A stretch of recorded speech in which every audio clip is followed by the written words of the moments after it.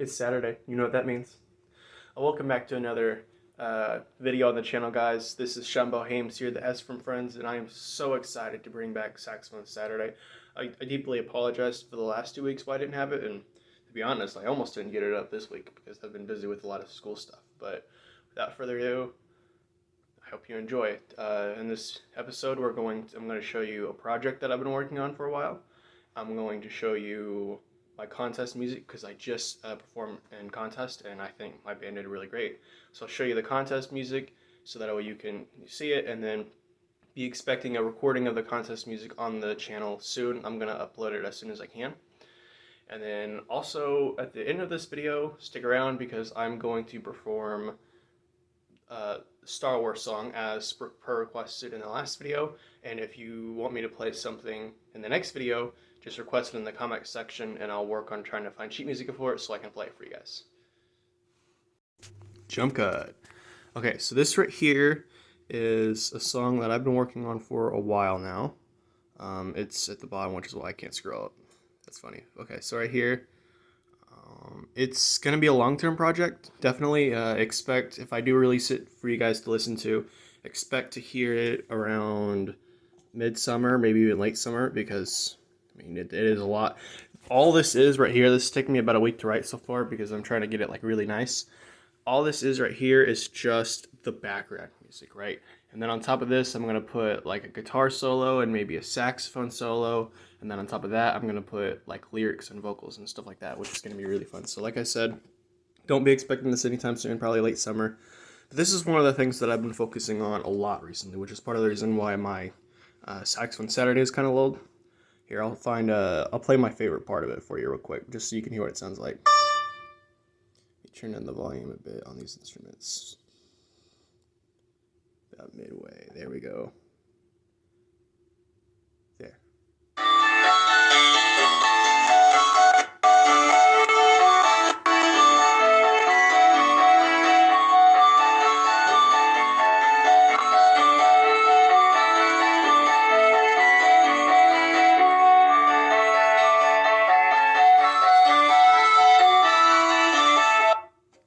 That's the preview that I'll give you. I'll give you more previews as I develop the song, and I'll share its message and its meaning with you as I develop it as well, because it's important to me. So yeah, keep an eye out for that. That's something that I've been working on for a while, and I just wanted to get that out there to explain to you one of the reasons why I haven't been making videos as much as I'd like to. Next reason is because I'd been practicing a lot for what I just did yesterday, which was contest, and I'll show you the contest music now. Okay, so a little bit of an explanation. The purpose of contest isn't necessarily for us to compete against other bands, but really our biggest competitors ourselves, because the purpose of contest is to grow and develop as musicians. And so when you play contest, you want to play harder music and you want to learn something from the music. And I can say for sure that I've definitely learned a lot just from playing this first song, which is Hounds of Spring. Now, a little bit of background for Hounds of Spring. It is based off of a poem, and I'm going to put a link to the full poem in the description, and I'll put my favorite verse from that poem in the description as well. But Hounds of Spring really represents two separate things. It represents the feeling of renewed love, right? And so spring's coming, and you're meeting your spring love, and it's nice and bouncy and flowy because it's young love, right? And then Hounds of Spring also represents emotional season, right? It's the end of your dark winter. It's the end of bad times and the bringing of renewal and healing and of new, better things, right? So you have the cold winters going away in your life, and you're bringing new, abundant, warm spring, which is what this song is all about. It's supposed to be very bouncy, right?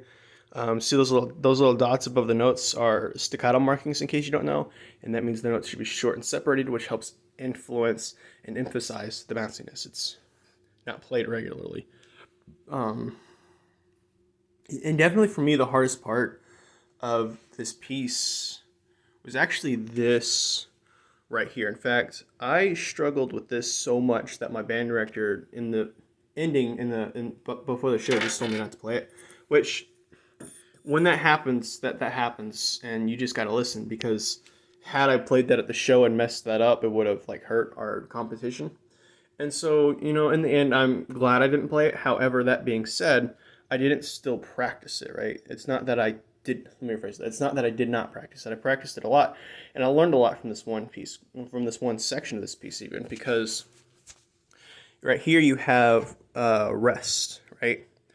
And the tempo of the music is starting to change here, and so you've got to count these rests very delicately, because if you play too early, you're going to play on a trumpet part, but if you play too late, then you miss it. And the whole point of this is like the kind of like final punch to set the theme for this, which this is a rest for. Obviously you don't want to play there, and sometimes if you play late, you end up playing there when you're supposed to be playing there. And if you play early, you play there, and then after you have the measures of rest, then you have the slow piece. And so I learned a little bit more about timing and counting and waiting for your parts, and just the importance of that with this song, which is really important. This song also was really fun to do because it was one of the very first songs that I can recall in band that I emotionally connected to and that I actively enjoyed playing, not because I enjoyed all the parts, because I did not enjoy all of the parts. Like that, like the whole middle page is like kind of boring, but even though I didn't enjoy all the parts, I did enjoy the entire song because I would listen for the other instruments and I'd listen for the other parts, and I could really connect with the music on a deep emotional level, and that's something that's really beautiful with music, and that's something that I get to enjoy every day in high school as a musician, is being able to play wonderful music that I can connect to. Speaking of that, the next song that we did in our contest was Blessed Are They, and unlike Hounds of Spring, it's only one page. It is, however, still very slow, and it's Hounds of Spring was about 8 to 9 minutes. This was about 6 minutes. So even though it's only one page, it's still very long, and that's because Hounds of Spring, it doesn't show the tempo up there, but it was definitely above the 100s. And over here, the tempo is 60. Not only is it 60, but it's largo, which is slow and smooth and connected. And so this piece at first, I'll admit, I didn't like because it was extremely boring. I mean, look, all I have is whole notes. Not even just whole notes, just one whole note for 4 measures, and it's really slow. Then I change, and then it's back to that one note. And that's what most of the piece is. And, that this piece kind of requires maturity, right? Because you can't be immature and play this piece correctly. You have to have strong maturity, not only be able to sit through these long, boring notes for my part, but also to have the patience for it, because this piece is very slow. But if you can get past that, if you can get past the fact that the individual parts are boring, if you can get past the fact that it's slow, this piece is extremely emotional. It's just as, and probably even more emotional than Hounds of Spring, and that's because this piece is all about extreme and intense grief. It's about mourning, lost ones, and being comforted through that mourning. I mean, in fact, the song, it's Blessed Are They Who Mourn, which is a reference to Matthew 5:6, the Bible, which Jesus says, "Blessed are they who mourn, for they shall be comforted." And, for someone who understands the meaning behind the song, for someone that's listened to it and they understand the parts and what they mean, this song truly does bring comfort if you're mourning someone who's lost. And this song is extremely powerful in that way. I mean, you're seeing whole notes and half notes, but I'm seeing chords that bring complex dissonance. I mean, especially like, let me find it. Like right here, those 2 half notes right there, that's an E flat and then an E, which creates massive dissonance in the song when played with all the other notes and all the other chords, and that brings strong emotion that pulls at your heartstrings, especially if you know what you're listening for. It's really, truly amazing piece, and I'm really excited for you guys to get to hear it once I get a recording of it to send to the channel. The final piece is Circus Days, right? So after playing the emotionally jarring Hounds of Springs and Blessed Are They, which are very fun but also very challenging, we get our break. We get to have fun, which is Circus Days. Now, Circus Days, by no means did we work any less hard on Circus Days, right? We worked just as hard on Circus Days as we did as Blessed Are They and on Hounds. But this piece was definitely a lot more easier. I actually nicknamed all of the pieces, right? So Hounds of Spring was Bouncing Love. This was Chop Killer.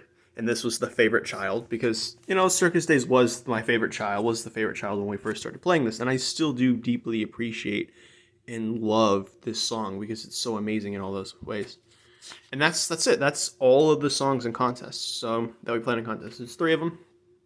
This is about 8 to 9 minutes, about 6 minutes, about a minute and a half, maybe 2 minutes. So very drastic differences, but I don't know. It was really fun, and I'm just really excited for you guys to hear it. So without further ado, I guess it is time for me to do Star Wars.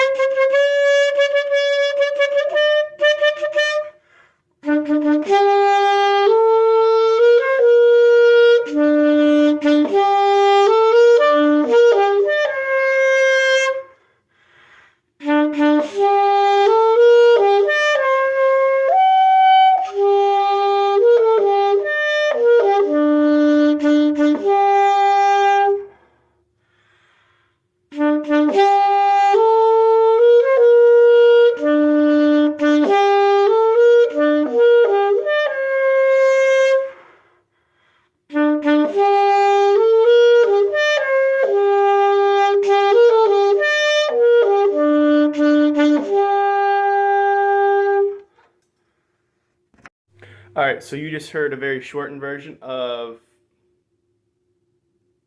Cameras Flipped. Jump cut in 3, 2. You just heard a very short and condensed version of the Throne Room music from Star Wars. That's one of my personal favorites, which is why I chose to pick it. It is more difficult to find free copies of it, so that's why that was a very shortened version.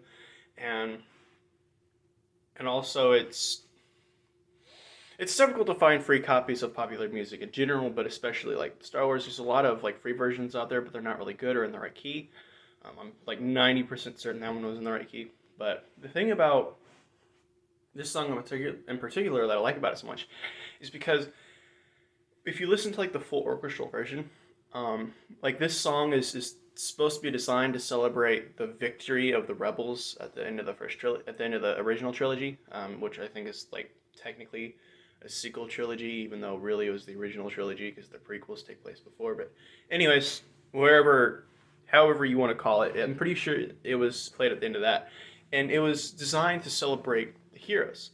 But the interesting thing is if you listen to the bass line very carefully, you can almost hear like what would seem like a good counter melody to the Imperial March theme, which is something that's really fascinating to me because even though like Darth Sidious is like the most evil person in Star Wars, other than that, things in Star Wars aren't necessarily black and white, and the fact that the Jedi are never these good heroes or saints that the movies paint them out to be, because they're actually really horrible and corrupt in their own ways. And the rebels are no better. I mean, you look at the atrocities that the rebels commit throughout the movies, and you realize that the stuff that they're doing is no better than the stuff that the Empire's doing. Like, for example, the Empire blows up Alderaan, and we see this as this horrible act, but then the rebels blow up the Death Star twice, and then they turn around and blow up Starkiller Base, which is a whole another planet on its own. And I would argue, how is that any better? You know, the rebels are just as bad in a lot of ways as the Empire. They're just a different perspective on things. And so I really enjoy how they kind of hinted at that in the undertones of that song. It's very clever because a lot of times the movies don't acknowledge the faults in their heroes. And I feel like that song, the way they did that, was almost a way and kind of winking to us people that overanalyze things. So yeah, that's one of the reasons why it's my favorite song. Another reason why is because I just think that it's really cool. If you listen to the chords, they have really fun chords to listen to or to play. If you could get like your band to play that song, the chords are really fun to play. Yeah, so if you enjoyed this video, make sure you hit that like because we're fighting that algorithm one click at a time.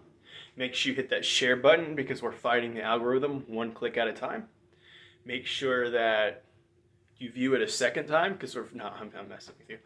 If you like it, view it another time if you really want to view it again. But and just, you know, reasons. Anyways, like and share if I haven't said it already. Hit that bell to be swell so you can get notified of future videos, especially future Sex on Saturday videos if you really like these. If you don't like Sex on Saturday, but you somehow stick to the video, that's cool because we mostly do gaming content and movie and film review content on this channel, so keep an eye out for that. And stay safe, guys. Love y'all.